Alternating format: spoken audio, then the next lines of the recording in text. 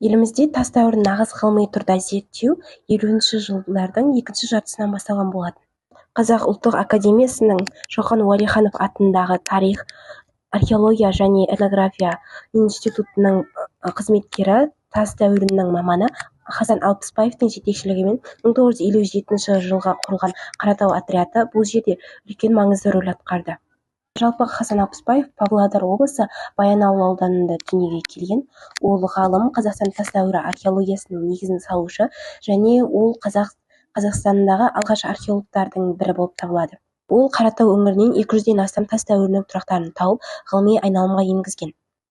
Ол 1957 және 60 жылдары аралығында Қаратау палеолит отрядын және 74 жылы оңтүстік Қазақстан кешенді археологиялық экспедициясын басқарған болатын. Оның Қаратау өңірінен тапқан 200-ден астам тұрағы бұл ғылыми айналымға енгізілген.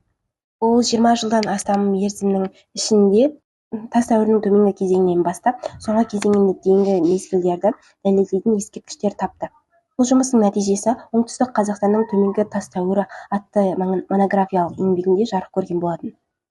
20 ғасырдың 80 жылдарынан бастап қазірге дейін жұмыс істейтін палеолит дәуірін зерттейтін Әлкей Марғұлан атындағы археология институты. Әлкей Марғұлан орталық Қазақстан экспедициясын басқарып, Сарысу өзенінің бойынан шеберханалар ашқан болатын. Бұл адамдардың құрал жасау технологиясының игерілгендігін дәлелдейді.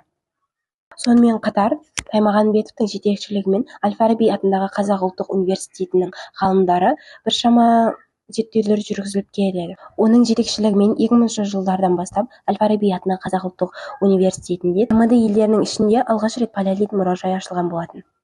Бұл адамдардың құрал жасау технологиясының игергендігін дәлелдейді.